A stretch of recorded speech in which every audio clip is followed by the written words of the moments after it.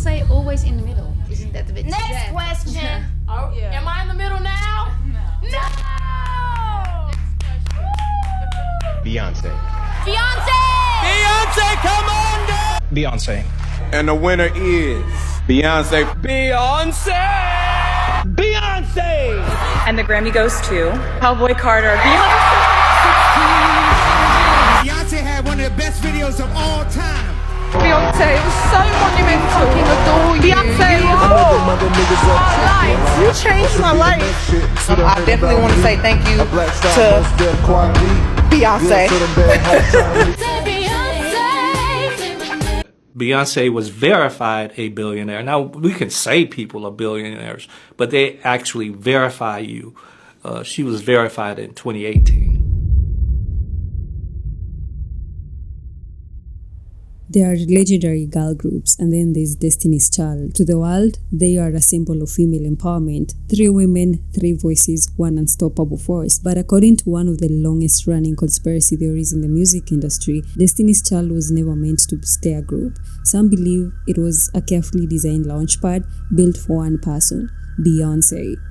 Beyonce, and this is Kelly, and this is LaToya. Right. These are 4 young women who are, just to give you an idea of what their life is like, this is what I learned in the commercial. When they were in Europe, they do a lot of traveling. We don't know how many miles per year, but one day in Europe, they did 3 shows in one day. So it's hard, huh? A lot of hard work here? Lots of hard work. Yes, before we were just looking, you know, at the people on TV, and we were just looking at all the glamour, and we didn't understand.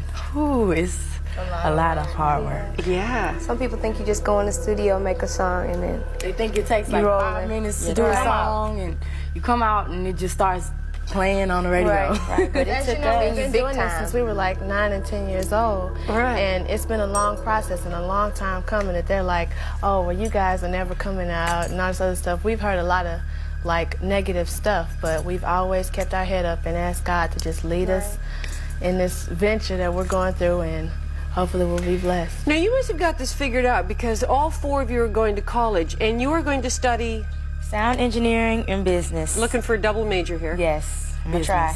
Business? Business and film. Business and film? Business. Now, why is everybody studying business here? What is the common why? We want to own a record company one day. Ah. Destiny's Child Inc. I see.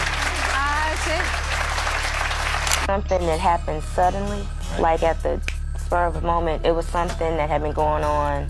It was things that we were noticing for It was years. conflicts that were going on. Yeah, The departure was like this. We always tried to work out our differences and communicate between each other, and we always tried to communicate, but we were having problems for a while now. It's just a real weird feeling to actually be with somebody since you were 9 and 10 and then be separated so suddenly. That's like the drop of a hat. What was that like, though, when you heard that they'd shot a video for a song you sang on Way Out Here? I was like, nah, you playing, shut up. I was like, hold on. I was like, it's not true. Then we got another call, and we heard it again. Then the next thing, I'm looking at BET. The premiere of Destiny's Child's new video, Say My Name. That's how we heard about it. They were very, very aware of everything before it was done. There have been comments on the radio that I can't get into it legally, but there have been comments on the radio stating that they knew exactly what was going on. I called them personally and said that I would be a bigger woman and call them and confront them. It was not a dispute with Beyonce and Kelly. At all. We didn't have any arguments. LaToya and I, we never quit the group. Never quit. We never quit. Never left. Never even said anything about quitting the group. We simply wanted to disaffirm our personal management agreement with our manager. And because of it, this happened. Right. The other newbie, Farrah Franklin, was a different story. She couldn't handle how things were run in the group. You know, you have to be understanding. I just came in, wanting to take my time, get comfortable, find my identity, who I am in this group.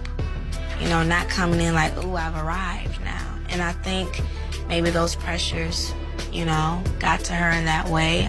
Farrah just decided it was all too much for her. The schedule was all too much. Beyonce told the press that Franklin missed a series of important events. Farrah later told MTV News, "I was unhappy. I felt like I had no say in which way my career was going, and I lost my identity." 5 months after joining the group, Farrah Franklin and Destiny's Child mutually decided to part ways. So it's like, here we go again. You gotta explain this situation. You had to explain why we were in the group. Now you gotta explain why one is out the group again. There was no time to explain anything. Beyonce and Destiny's Child faced a packed schedule, starting with a promo tour down under. The threesome didn't miss a beat. So we were like, as soon as we get back, we gotta find another girl. And Michelle said, why do we need another girl? And we looked at each other and we were like, you're right, we don't need another girl. It was like, it's as easy, just move over. It's 3 of us on stage now, we got more room. It's okay. For years, fans have questioned why one member always stood in the center, why she sang most of the verses, why every lineup change somehow made her shine even brighter, why decades later she became one of the biggest entertainers on earth, while almost everyone around her slowly faded into the background. Was it simply because she was the most talented, or had the ending already been written before the first album was ever released? A viral video has been going around of the girls performing Say My Name, and Beyonce chanting Say Beyonce 4 times at the end of the song,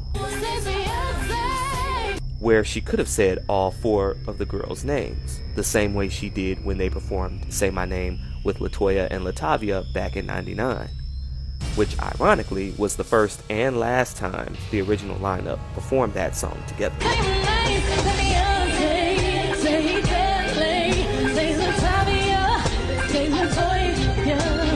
As you can see, Beyonce was clearly over this Destiny's Child 2.0, but she couldn't just up and abandon ship because of all the obligations that Destiny's Child had to fulfill, not to mention the money they had to get out there and earn back for Columbia Records after the advancement they had received. Today, we are diving into one of the music's biggest conspiracy theories, the story of Destiny's Child, the rise of Beyonce, and the allegations that an ambitious father may have been playing chess while everyone else thought they were watching a concert.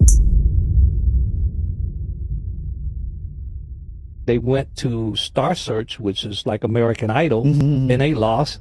And I, you know, it wasn't my plan to be part of the music industry. I was still in medicine, in the medical field. But when they lost, and I saw them crying their hearts out, and I asked the, I forgot his name, Ed McMahon. Yeah, Ed McMahon. And I was saying, like, what does a dad do? You know, these little girls work their heart out. The manager didn't listen to me because I told them not to do the song that had rap in it, because these white judges, they had never heard rap before. And I said, no, let's do the ballad. But no, what did I know? And they lost. And so I said, well, what do I do? He said, for some reason, Mr. Knowles, when these artists continuously win on my show, they don't go anywhere professionally. But those that lost, and he started naming them. You know some of the people lost on Star Search? Usher. Oh. Aaliyah. Oh. Boys to Men. Justin Timberlake. Alanis Morissette. And on and on and on. All of these huge names that lost the first time on Star Search. He said those people went back and they refocused, rededicated, made changes in the organization. That's how I got started. I ended up going back to college, and I took artist management, music production courses, publishing courses, so that I have some idea of what I was doing. And I went to every seminar that I could go to. And I would be the person, you know how the person bug you because they keep asking questions. My thing was, I paid, you paid, and you're going to be quiet. I'm going to ask questions. And began to understand the industry. That's how I got involved. Mira seemed drawn to Beyonce. She often handled the lead vocals. She frequently occupied the center position during choreography. Lead singers are common in many groups, and producers often build songs around the strongest vocal fit. But because Beyonce would later become such a dominant solo star, those early choices have taken on a new significance in the eyes of many fans. As the years passed, one question only grew louder. Was Destiny's Child being built, or was Beyonce? Because if the conspiracy is true, then the group wasn't the destination, it was only the beginning.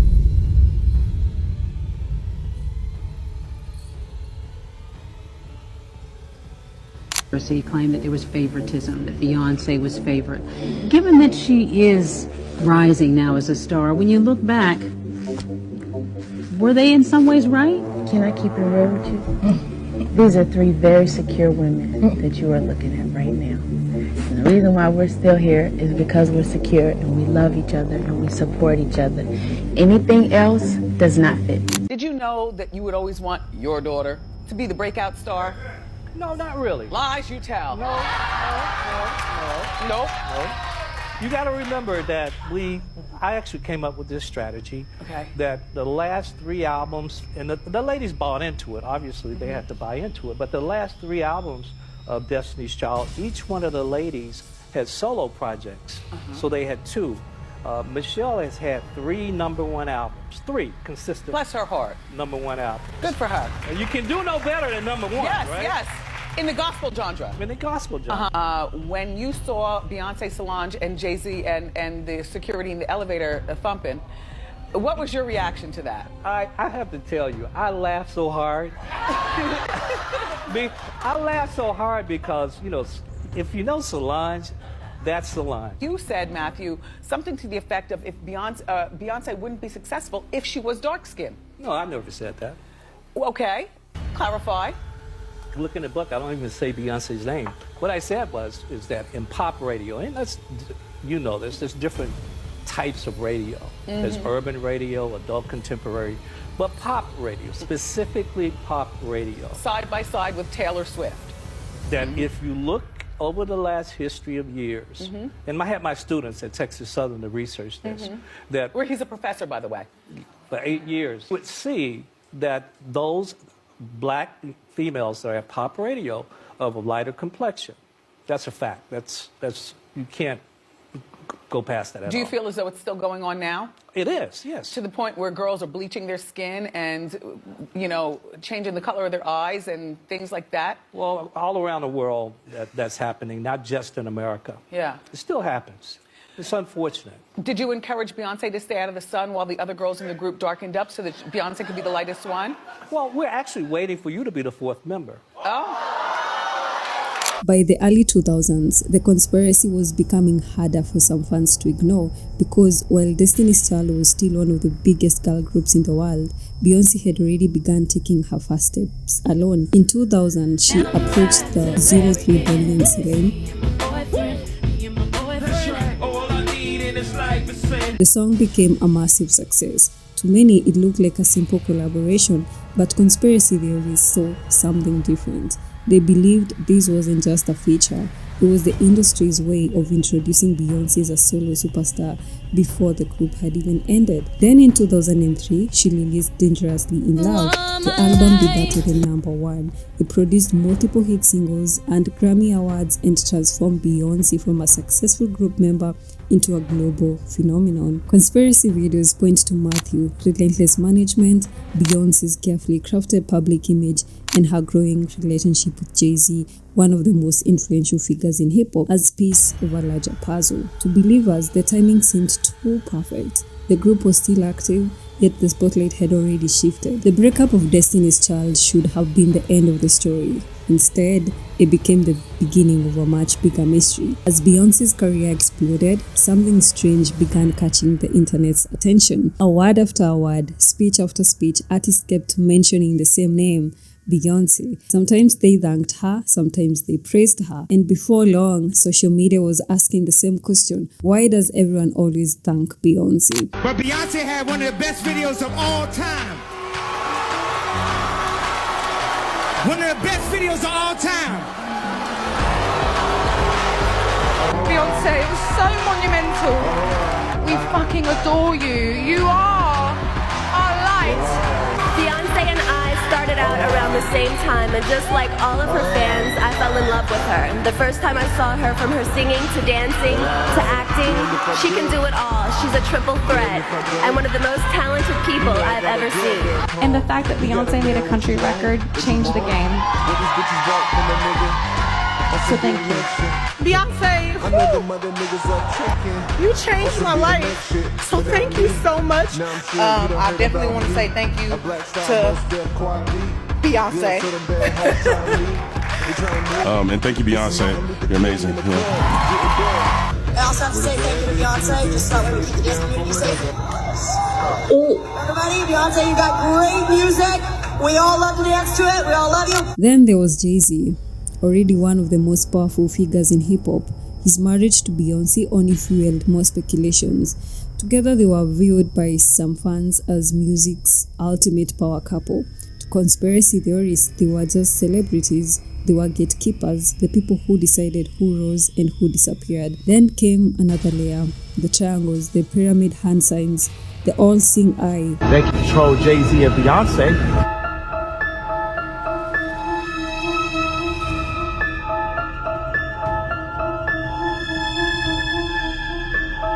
Is the Illuminati real? Yes. They have several Grammys and they're in the hip-hop category, and they will massacre me if I say their name. These are also the Illuminati. It's Jay-Z. No.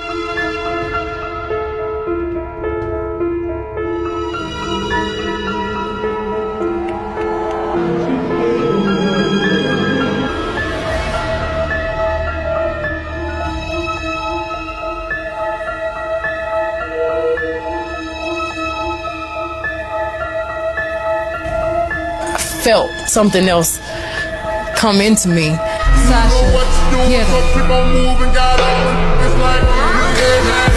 To some viewers, these were artistic choices, but to others, they were proof of something far more secretive, the Illuminati. For nearly 2 decades, the internet has accused Beyonce and Jay-Z of belonging to the hidden elite that supposedly controls fame, wealth, and influence.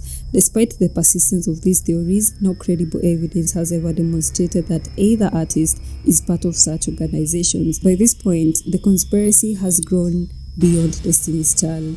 It has become one of the biggest celebrity mysteries on the internet, and the deeper people looked, the more connection they believed they were finding. More than 25 years have passed since Destiny's Child first stepped into the scene. Yet somehow the question have never disappeared.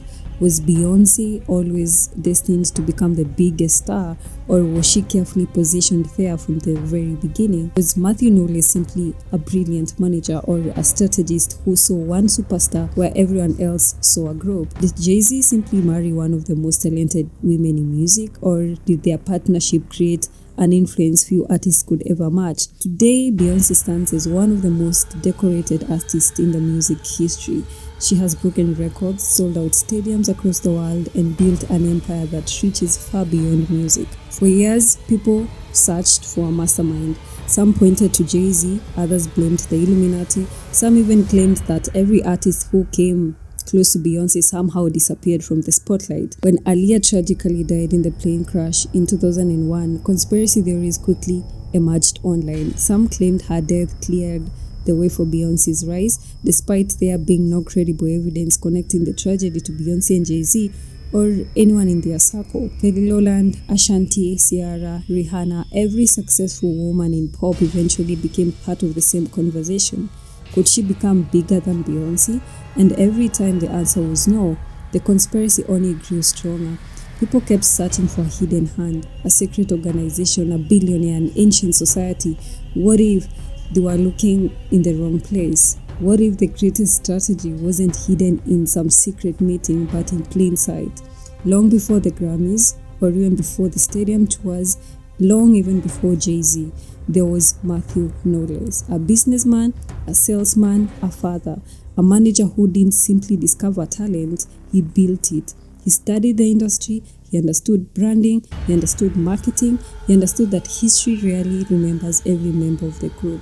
History remembers the face, the name, the icon. Whether intentional or not, every major decision seemed to move Beyonce one step closer to becoming exactly that. Maybe that wasn't manipulation, maybe it was brilliant management, because if Mathew truly envisioned Beyonce becoming the biggest entertainer in the world, it's difficult to argue with the results. She isn't simply famous, she's a cultural institution. So perhaps the biggest conspiracy isn't that the Illuminati made Beyonce or that Jay-Z created Beyonce. Perhaps the greatest illusion was convincing the world that someone else was pulling the strings. Mathew Knowles, the man who may have seen the ending before the story had even begun. And maybe that's the real mystery, not whether Beyonce became a superstar, but whether the greatest manager in modern music quietly built one right before the world's eyes. So this was all strategy to make sure and ensure that these songs came out, that we could put in the marketing efforts